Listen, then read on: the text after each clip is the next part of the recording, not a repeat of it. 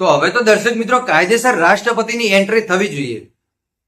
ચૈતર વસાવા ઉપર જે 7 વર્ષની સજા ફટકારી સેશન્સ કોર્ટે, આ સજા એક બહુ મોટી સજા કહી શકાય.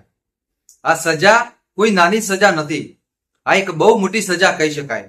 અત્યાર સુધીના ઇતિહાસમાં પહેલીવાર એવા ધારાસભ્યો જોયા કે જેને 7 વર્ષની એ કોર્ટે સજા ફટકારી હોય.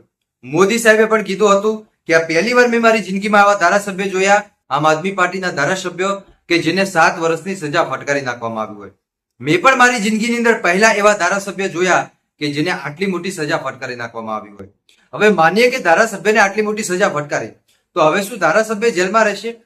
ના, ધારાસભ્યને ગમે ત્યારે જેલની બહાર નીકાળી શકે એ સત્તા રાષ્ટ્રપતિના હાથમાં. રાષ્ટ્રપતિનો રસ્તો તમે ત્યારે જ પકડી શકશો કે જ્યારે તમને હાઈકોર્ટમાંથી જામીન ન મળે, સુપ્રીમ કોર્ટમાંથી જામીન ન મળે, ત્યારે તમે રાષ્ટ્રપતિને આવેદનપત્ર આપી શકશો. રાષ્ટ્રપતિ તમારું આવેદનપત્ર વાંચશે, ત્યારબાદ રાષ્ટ્રપતિ ઈચ્છે તો તમને જેલની બહાર નીકાળી શકે.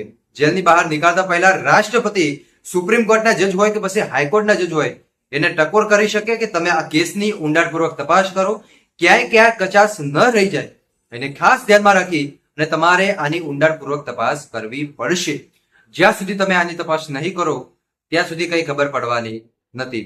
એટલે મિત્રો આની ઊંડાણપૂર્વક તપાસ જેટલી થશે એટલું સત્ય સામે આવશે. હવે હાઈકોર્ટની અંદર ચૈતર વસાવાને જે આ સજા થઈ એ સજામાંથી જે એમની આ સજા 7 વર્ષની થઈ એ સજા માફ થાય, આ સજા ઘટે એ માટે એમના વકીલો અત્યારે હાઈકોર્ટની અંદર દોડી રહ્યા છે. ભાઈ જેટલું જલ્દી બને, જેટલી જલ્દી થાય એટલી આ સજા ઘટાડવામાં આવે એ માટે કોશિશો કરી રહ્યા છે. બસ આજ માટે આપણે આટલું રાખીએ. બાકી મળીશું આપણે એક નવા વિડીયોમાં નવા ટોપિક સાથે.